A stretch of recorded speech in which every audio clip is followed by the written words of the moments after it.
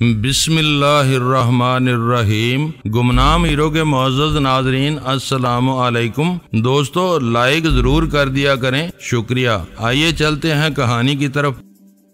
ज़िल्लतों की अथाह गहराइयों में गिराते होंगे, मेरी सोच दम बदम यास के जहर में बुझी जा रही थी और मेरे लिए कार को संभाल रखना मुश्किल हो गया था। मैं वज़ीराबाद से अभी कुछ ही दूर था कि कार की बत्तियां बुझाकर मैंने उसे सड़क से उतारा और एक दरख्त के घने साए तले खड़ी कर दी। वक्त काटना मेरे लिए मुश्किल हो गया था। 8:30 बज गए तो मैंने बत्तियां जलाकर अग्निशन में चाबी घुमा दी। इंजन यूं बोला जैसे नींद से जाग रहा हो। गाड़ी को घुमाकर मैंने सोदरा की तरफ बढ़ा दिया। वो ऊंचे टीले का पुरस्रार कैदी कस्बा कुछ ही देर बाद फिर मेरे सामने था। इसे देखकर हर बार मेरे जहन में उन लोगों का तस्वर उभरा जो तय दर तय उस बस्ती में फना होते रहे और अपना मलबा वो अगली नस्लों के कदमों तले बिछाते चले गए। पता नहीं वो कौन लोग थे, कैसे जिंदगी बसर करते थे, कैसे जीते थे और जब वो मरते थे तो उनके चेहरों के रंग कैसे होते थे। बस्तियां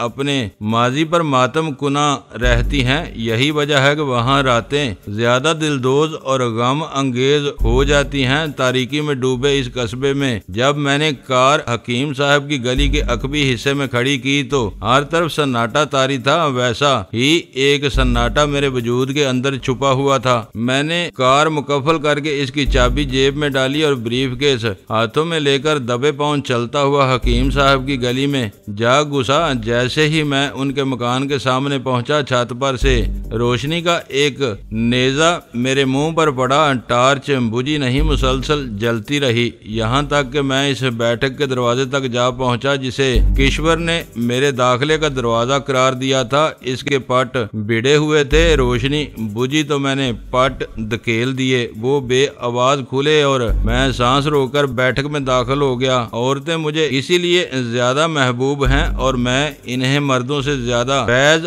और मुकम्मल मखलूक समझता हूँ कि उनकी सोच में उलझाओ और बेयकीनी गर नहीं करती। वो कोई फैसला कर लेती हैं तो हर कीमत पर उस पर अमल भी करती हैं। दुनिया की जितनी भी जंगें हुई हैं, मैं दावे से कह सकता हूँ कि उनके पसे पर्दा हमेशा से औरत ही का हाथ कार फरमा है। वो सामने के तख्त नशीन के अकब में पर्दा तान कर बैठी हुक्मरानी करती रही हैं। इस दुनिया में हमेशा से उसके फरमानों का दौर दौरा रहा है और मर्द महज तामीलों के मौसम में जिंदगी बसर करता आया है। उस रात किश्वर मेरे बहुत काम आई। वो न होती तो मैं एक कदम आगे न बढ़ सकता। अभी मुझे उस गुप अंधेरे कमरे में चंद मिनट ही गुजरे थे कि अंदर का दरवाजा बेआवाज खुला। रोशनी का एक दायरा मेरी तरफ बढ़ा और फिर बेजान होकर रह गया। इस दायरे के पीछे किश्वर खड़ी थी। वो सरबस्ता राज की तरह मेरी तरफ बढ़ी और बोली, वो आज रात 12 बजे यहाँ मिलेंगे। पाकीज़ा ने जुलेखा को समझा दिया था कि खुड्डा खाली अस्त। इसका दिल बलियों उछल रहा था, धड़कनें साफ सुनाई दे रही थी। हम दोनों पलंग पर बैठे तो वो बोली, हकीम साहब किसी मरीज को देखने दोंकल गए हैं। वहाँ का जिम्मेदार कार लेकर आया था इफ्तारी के वक्त।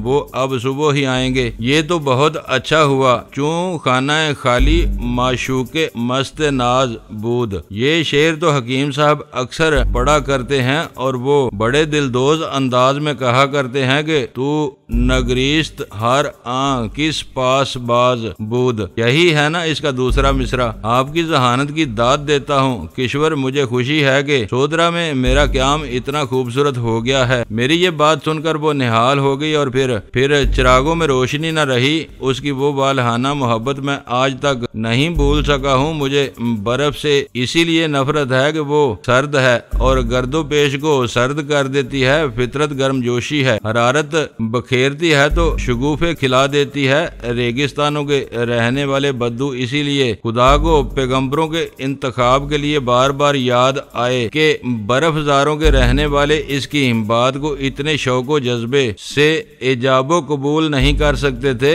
उनकी रगों में दौड़ने वाला खून बर्फानी रीछ के खून ऐसा होता है। बद्दू उनका गर्दो पेश इसीलिए खुदा को ज्यादा पसंद है कि इसमें जज्बे के लिए साख्त की कूट कूट कर बरी होती है। और वो किसी ने कहा है कि सुस्त खराम घोड़ी और सर्द औरत दिल पर खून जमा देती है तो ये बात किसी भी तरह गलत नहीं है कि जिंदगी की हुमा हमी तेज रवि और गर्मजोशी का तकाजा करती है। हकीम साहब की दूसरी दोनों बीवियों को किश्वर ख्वाब आवर शरबत पिलाती आई थी और हम खुश थे, बेहद खुश। हमने जिंदगी के सारे ताबनाक लम्हों को इस कमरे की ख्वाबनाक स्याही में गुम होकर मुट्ठी में दबा रखा था। मेरा ख्याल है कि अगर आदमी आगे पीछे की ना सोचे, माजी के नुकसान और वसवसों पर अपनी जान ना गुलाए तो वो हाल के हर लम्हे को मुनव्वर कर सकता है कि जीना तो इसी लम्हे में है। किसी को खबर है कि सुबह होती है कि नहीं, कुछ एहसास नहीं कहा जा सकता। सारी अहमियत तो हाल को हासिल है,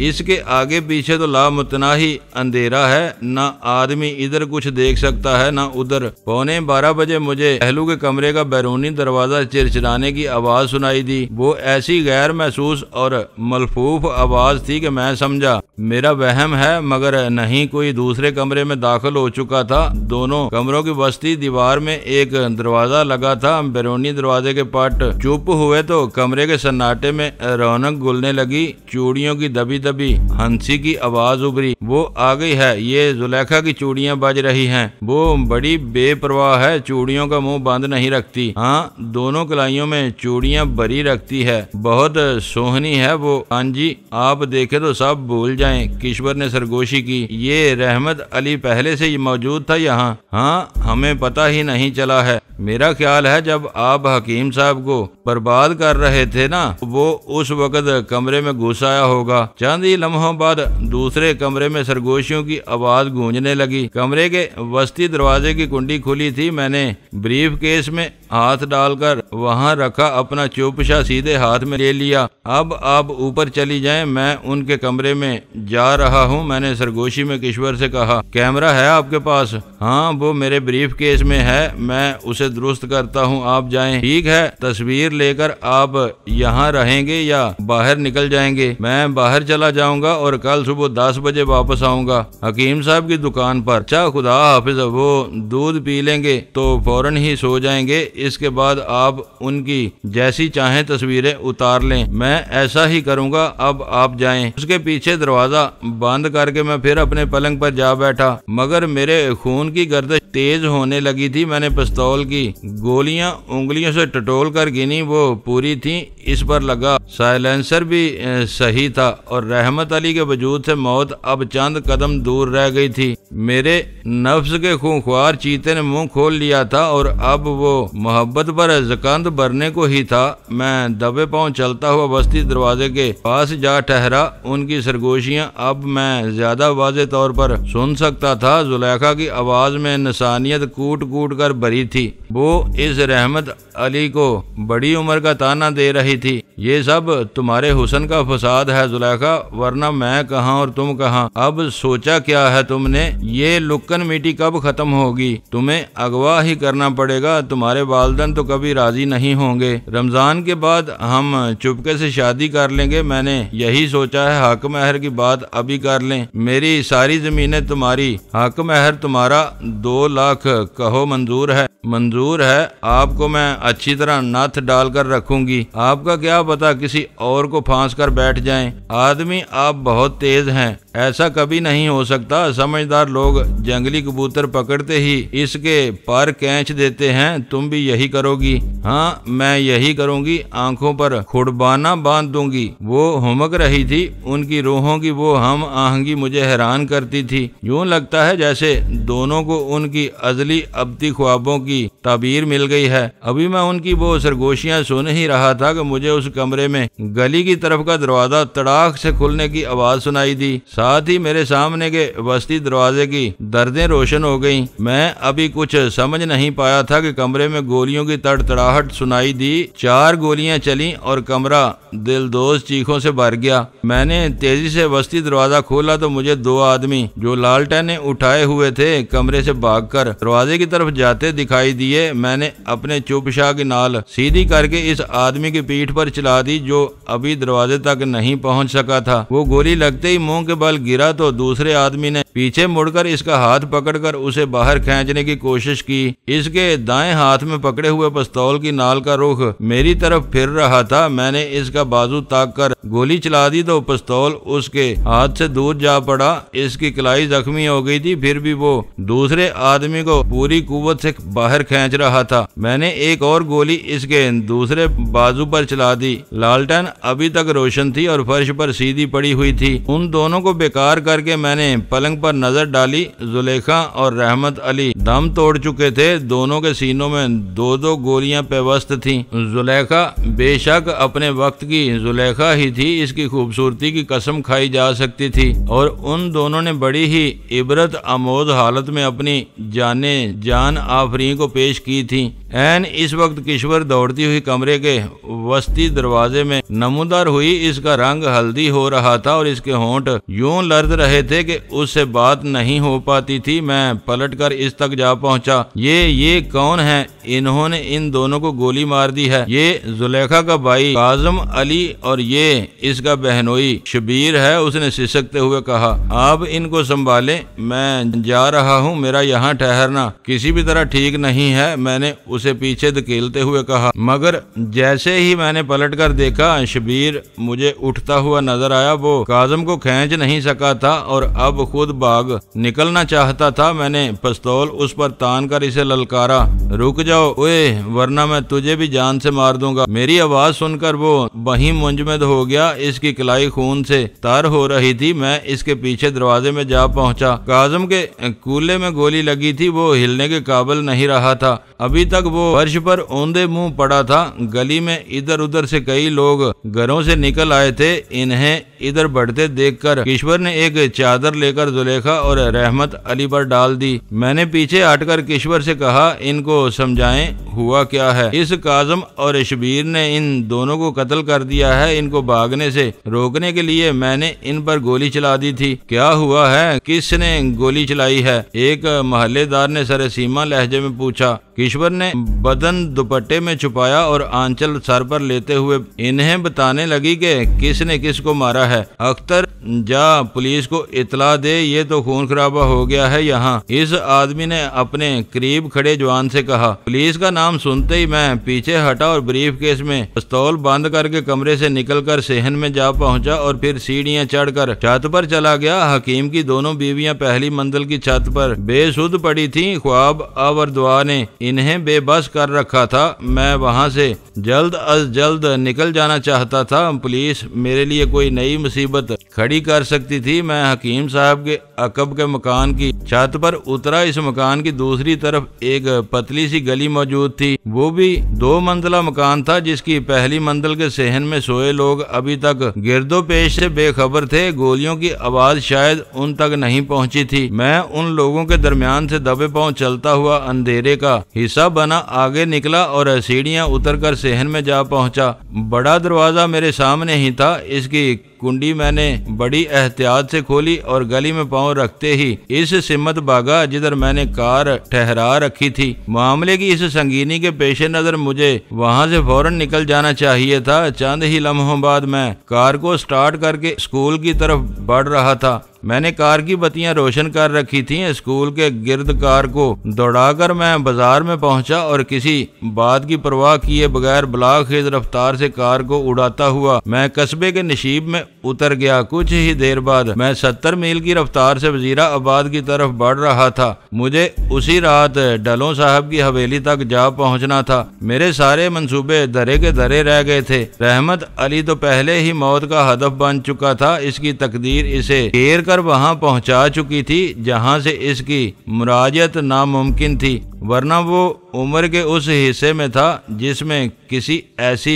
जुनूखेज जस्त की उम्मीद ही नहीं की जा सकती थी। इसे इश्क ने आ लिया था और वो जो साहिबा ने मिर्जा से कहा था कि तेरे गिर्द होनी ने घेरा डाल रखा है और तुझे मौत इस झुंड के दरख्त के ठंडे साये से उठने नहीं देती और तू जो ये सुर्ख दोशाला तान कर सो गया है तो यही तेरा लहू रंग कफन बन जाएगा। तो वो ऐसी तनबीह थी जिस पर वो इश्क पेशा अगर कान धरता तो शायद तकदीर उसके स्याहपोश लम्हे की जद से बच सकता था, मगर वो बेफिक्र होकर वहाँ सो रहा, साहबा के जानों पर सर रखकर, और इससे ज्यादा नरमो गदाज तकिया इसे और कहाँ से मिल सकता था। रहमत अली के साथ भी यही हुआ था। मैं उस सह पहर वहाँ से ना निकलता और वो लोग मुझे गैर महसूस तरीके से हकीम साहब के घर से उठ जाने पर मजबूर न करते तो शायद इसकी जान बच जाती और इसके साथ जुलेखा भी जान से गुजर न जाती।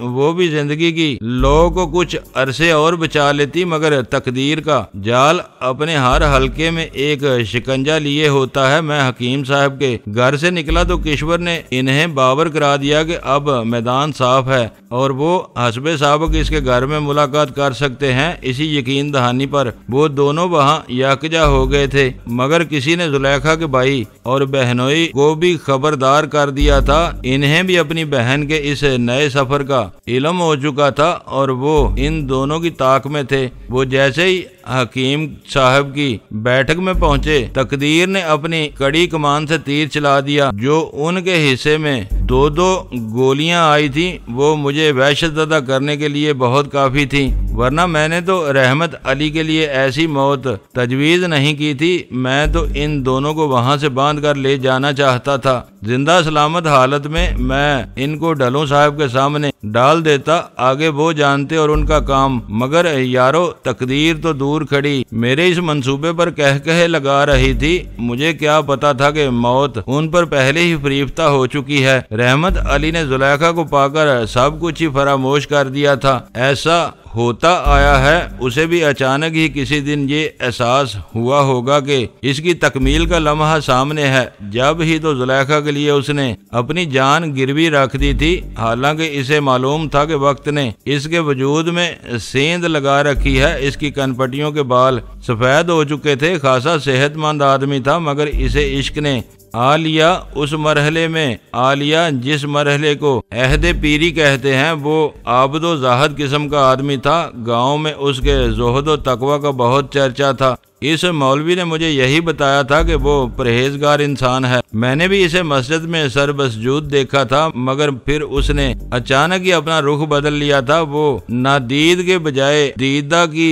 परस्तश करने लगा था। ये इसकी लगदश थी कि किसी पुरानी जंग आलूद जंजीर को काट देने की एक इमदादी कोशिश की। मैं उसके बारे में अपनी जाती मालूमात तो रखता ही नहीं था और मुझे नहीं मालूम था कि इसे जज्बे के इस सैलाब ने आखिर कैसे और क्यों कर आ लिया। शायद इसकी जिंदगी में कोई बहुत बड़ा खला था जिसे पुर करने के लिए वो फना के घाट उतर गया। जुलेखा का वो लहू लहू सरापा भी ठहर ठहर कर मेरी नजरों में उभरता था। वो गोलियों के जाद में आकर बिखरी तो और ज्यादा हसीन हो गई और उसे उस चांद को किसी ने न जाने किस गुनाह की पादाश में अपने आसमान से उतार दिया था। वो कोई बदनसीब ही होगा जिसे उसकी चांदनी रास ना आई, वरना वो तो ऐसी थी कि इसके पानी बदन पर ताज महल तमीर किया जाता, मगर वो बेमौत मारी गई। अपने ही घर के लोगों के अताब का निशाना बन गई। हुस्न की सबसे बड़ी खराबी यही है कि वो फितना खेज है। वो उठता है तो क़यामत इसके साथ उठती है। वो शोला मुस्तबिल होता ही है, मगर जब स्याहपोश होता है तो रौनकें उसके गिर्द ता देर मातम कुना रहती हैं। मैंने अच्छा किया जो उन दोनों हमला आवरों को जख्मी करके मौके वारदात पर बांध आया था और लोगों ने उनको पहचान लिया था, मगर मेरी वहां पुरअसरार मौजूदगी और फिर मेरे इस फरार का जवाब किश्वर के पास क्या होगा। वो भी कई दिनों तक पुलिस के चक्कर में पड़ी रहेगी, फिर भी वो अपनी बेगुनाही साबित कर सकती थी। इन दोनों के पिस्तौल, उनकी लालटेन और उनके जख्मी वजूद उनके जुर्म का खुला सबूत थे, मगर इस बात का कोई क्या जवाब देगा कि मैंने इन्हें जख्मी क्यों कर दिया और फिर वहां से मुंह छुपाकर भाग क्यों निकला। हालात की सितम जरीफी की हद तो ये थी कि हकीम साहब भी इस रात घर पर मौजूद नहीं थे और पकीजा हकीम साहब की दूसरी बीवी के हमरा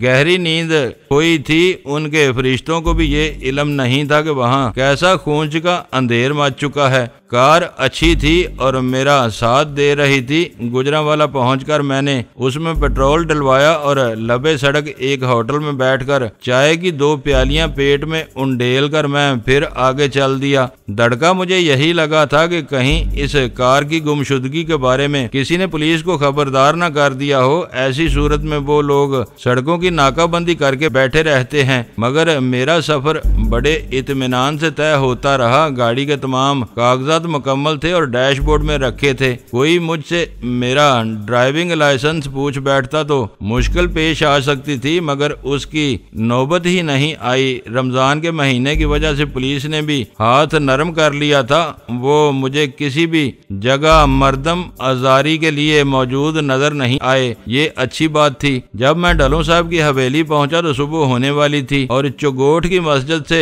फजर की अजान बुलंद हो रही थी। हवेली की ड्यूटी के सारे ही मुलाजिम बेदार थे। वो सहरी खाकर अब नमाज की तैयारी कर रहे थे। बरकत भी मुझे वहीं मिल गया। उसने पहले तो मुझे और फिर मेरे अक्कब में खड़ी कार को बड़ी हैरत से देखा और दबी आवाज में बोला, आप कहाँ से आ रहे हैं? खान जी, चौधरी साहब का पैगाम नहीं मिला है आपको? नहीं, मुझे तो कोई पैगाम नहीं मिला। कोई खास बात है क्या? हाँ, डलो साहब ने कल सुबह 10 बजे कराची फोन किया था। लाहौर में एक आदमी भागा आया। इसने कहा आप फौरन कराची पहुंच जाएं। कराची कहाँ ठहरे हैं वो? कोई पता दिया है इन्होंने? जी हाँ, ये पता है इनका। वो लियाकता आबाद में ठहरे हैं। उसने जेब में धरे प्लास्टिक के बटवे में से एक कागज निकालकर मेरे सामने कर दिया। और क्या कहा है डलो साहब ने? कुछ नहीं, वो आदमी कह रहा था कि जैसे ही आपको ये पैगाम मिले आप फौरन कराची चले जाएं। इस आदमी को जानते हो जो पैगाम लाया था? मैंने उसे पहले तो नहीं देखा, मेरे लिए वो अजनबी ही था। अपना पता भी वो बता गया है कि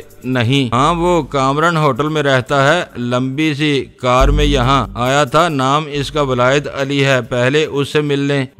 ठीक है, मैं मालूम करता हूँ कि ये किस्सा क्या है। मैंने कार की तरफ लौटते हुए कहा, आप बहुत थके हुए नजर आते हैं, 2 घड़ी आराम कर लें और सुबह नाश्ता करके चले जाएं। आपका बुरा हाल हो रहा है। ये कार मैं अंदर रखवा देता हूँ। हाँ, ये बेहतर रहेगा। चलो मुझे कमरे में पहुँचा दो। मैंने ड्यूटी में कदम रखते हुए कहा। कुछ ही देर बाद बरकत ने मुझे मेरे लिए मखसूस कमरे में पहुँचा दिया और मैं अंदर से दरवाजा बंद करके उसी वक्त बेसुध होकर सो गया। जब मेरी आंख खुली तो 9 बज चुके थे। सूरज बहुत ऊपर उठाया था। जैसे ही मैं बरामदे में निकला, बरकत मुझे अहाते में दाखिल होता नजर आया। मुझे देखकर वो मुस्कुराते हुए बोला, देखा अब आप ज्यादा बेहतर नजर आ रहे हैं। आराम बहुत जरूरी था। आप नहा लें तो मैं नाश्ता ले आता हूँ। तुमने तो रोजा रखा होगा? मैं, जी हाँ, धर्म हम सब पकड़े गए हैं। बड़ी बीबी का हुक्म है कि हम में से कोई रोजाखोर नहीं होना चाहिए। इन्हें ख्वाब में किसी बुजुर्ग ने कहा है कि खुद ही नहीं, हवेली के हर आदमी से रोजे की पाबंदी कराएं। ये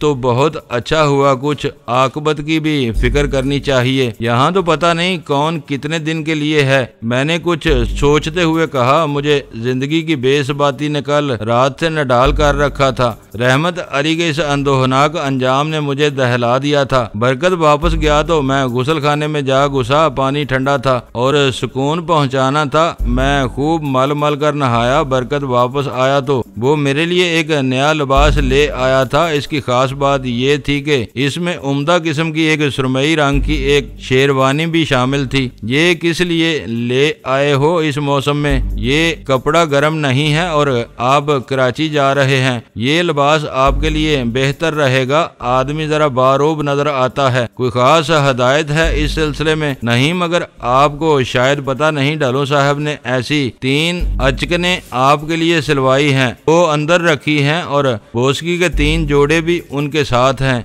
एक मैं ले आया हूँ, बाकी 2 भी मैं सूटकेस में रख देता हूँ। आज तो कुछ ज्यादा ही मेहरबान है मुझ पर। खैर तो है ना बरकत? ये मेरा फर्ज है खान जी। मुझे मालूम है डलो साहब के दिल में आपकी कितनी इज्जत है। ठीक है यार जी, तुम किसी मजबूत से सूटकेस में वो चीजें रख दो। मैं अभी शहर चला जाऊंगा। नाश्ते से फारुग होकर मैंने अपनी चीजें समेट कर सूटकेस में रखी और इसी वक्त हवेली से बाहर चला आया। बरकत ने कार पर पड़ा गर्दो गुबार साफ कर दिया था और अब वो बदली बदली सी नजर आती थी। मगर जैसे ही मैं इसके अंदर बैठा और इसे स्टार्ट करने लगा तो बरकत तेजी से मेरी तरफ बढ़ा। बोला, एक बात तो मुझे याद ही नहीं रही खान जी। कौन सी बात? आज कुछ ज्यादा ही बातें याद आ रही हैं तुम्हें। कल डॉक्टर अजरा भी यहाँ आई थी डलो साहब से मिलने के लिए, बड़ी बीबी से मिलकर चली गई। आपको वो सलाम कह रही थी, कहती थी कि आप अगर लाहौर आए तो उनसे जरूर मिल लें। डॉक्टर अजरा ठीक है,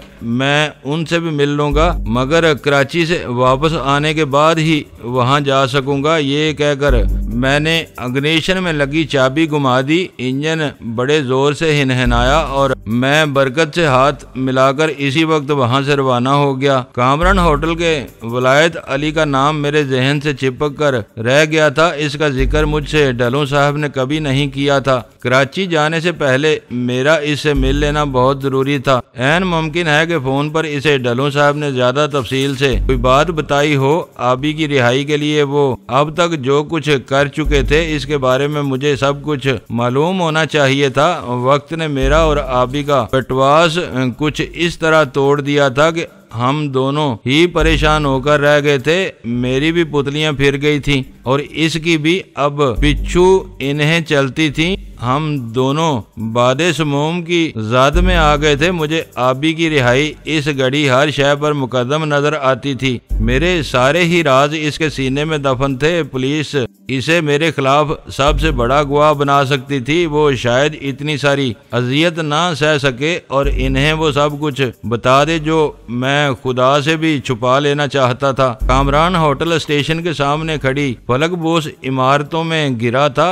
मैंने कार इससे जरा दूर विक्टोरिया होटल के सामने खड़ी की और इसे मुकम्मल करके मैं कामरान होटल के अंदर जा घुसा। काउंटर क्लर्क से जब मैंने वलायत अली के बारे में पूछा तो वो एकदम मुस्तैद हो गया। बोला, मैं अभी आपको उनके कमरे में भिजवा देता हूँ।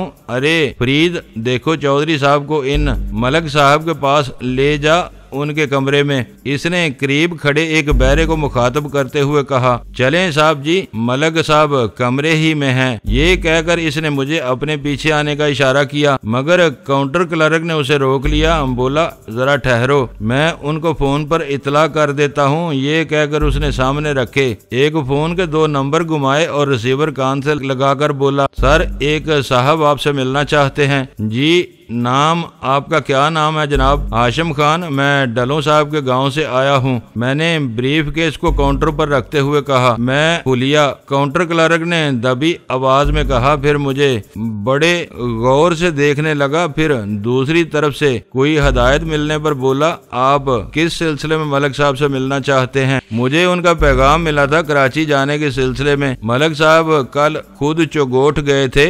मैंने इस क्लर्क के चेहरे का जायजा लेते हुए कहा, इसकी आंखों में तजस्सुस उभर आया था और मालूम ये होता था कि वलायत अली मुझसे मिलने से पहले मेरे बारे में तमाम मुमकिन मालूमात हासिल कर लेना चाहता था। वो चंद लम्हों तक रिसीवर पर कोई बात बड़े गौर से सुनता रहा, फिर फोन बंद करके बोला, ठीक है जनाब, आप जाएं, फरीद आपको मलक साहब के कमरे तक पहुंचा देगा। ये कहकर इसने मुझे सामने की सीढ़ी की तरफ बढ़ने का इशारा किया। फरीद मेरे साथ साथ चलने लगा। जब मैं सीढ़ियां चढ़कर दूसरी मंजिल पर पहुंचा तो मुझे कोई 100 फुट लंबी राहदारी में कई आदमी इधर उधर चलते दिखाई दिए। राहदारी के फर्श पर सुर्ख कालीन बिछा हुआ था और इसकी फिजा में खास की खुशबू रची हुई थी। फरीद मुझे अपने साथ लेकर राहदारी अबूर करने के बाद एक वसी हाल से गुजरता हुआ दाएं हाथ के एक अलग थलग कमरे के सामने रुक गया और दरवाजे पर हल्की दस्तक देकर बोला, मलक साहब आपके मेहमान को मैं ले आया हूँ। फरीद के इन अल्फाज का कोई जवाब नहीं आया। लम्हा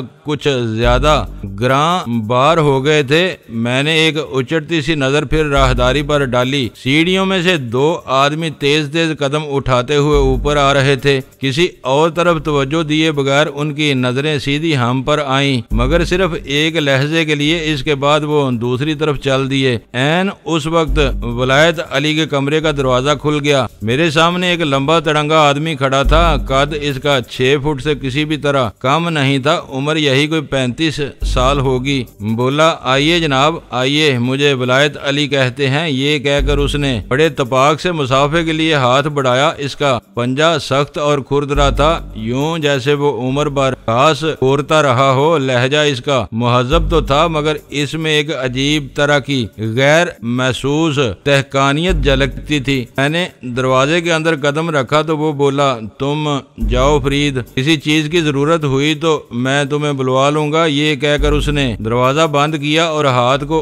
पूरी लंबान से फैलाकर सोफे की तरफ इशारा करते हुए बोला, तशरीफ रखें जनाब। मुझे दरअसल डलों साहब का पुराना खादम होने का शर्फ हासिल है। उनका फोन आया था कराची से, कह रहे थे कि हाशिम खान साहब को फौरन कराची भेज दें। मैं इसीलिए उनकी हवेली गया था, मगर आपसे मुलाकात न हो सकी। इसकी वो करंजी आंखें मुझे एक मखसूस किस्म की सर्द मोहरी और दृष्टि का एहसास दिलाती थी। आपका पैगाम मिलते ही मैं इधर चला आया। डलों साहब ने कोई खास बात कही हो तो वो मुझे बता दें। उनके मुलाजम बरकत से तो मैं सब कुछ नहीं कह सकता था। मेरा ख्याल है कि वो खासे परेशान थे। कह रहे थे कि मैं जिस काम के लिए कराची आया हूँ इसका अभी तक सर पैर नहीं बना है। उनका फोन नंबर तो आपके पास होगा, बस यही गड़बड़ हो गई। अपना फोन नंबर इन्होंने नहीं बताया। अब आपका क्या प्रोग्राम है? मैं आज ही कराची चला जाऊंगा। हाँ, यही बेहतर है। कोई साहब हैं असलम आबी, उनके बारे में वो कह रहे थे कि वो अभी तक उनसे नहीं मिल सके हैं। बुलायत अली ने अमेरिकन सिगरेट का एक बड़ा सा पैकेट मेरे सामने रखते हुए कहा, आप रोजे तो नहीं है ना? जी नहीं, मैं इस स्वादत से महरूम ही रहा हूँ। अच्छा, वैसे ये बताएं कि डलों साहब आपके क्या लगते हैं? वो मेरे दोस्त हैं, मैंने बहुत मोहतात लहजे में कहा। अच्छा, मैं समझा आप उनके शायद करीबी अजीज हैं। वो बहुत बड़े आदमी हैं, वो बड़ा असर व रसूख है उनका। जी हाँ, अब मुझे इजाजत दें, मेरे पास वक्त बहुत कम है। मैं दोपहर की फ्लाइट से कराची चला जाऊंगा। मैंने उठते हुए कहा। अध जला सिगरेट मैंने सामने राखदान में मसल दिया। ऐसी भी क्या जल्दी है, अगली फ्लाइट शाम 5 बजे जाती है। आप पानी शानी तो पी लें। ये कहकर उसने कमरे के एक कोने में दरी मेज के सामने कुर्सी पर बैठकर घंटी बजा दी। आपका क्या शुगल है? बाई दी वे जिम्मेदारी करते हैं।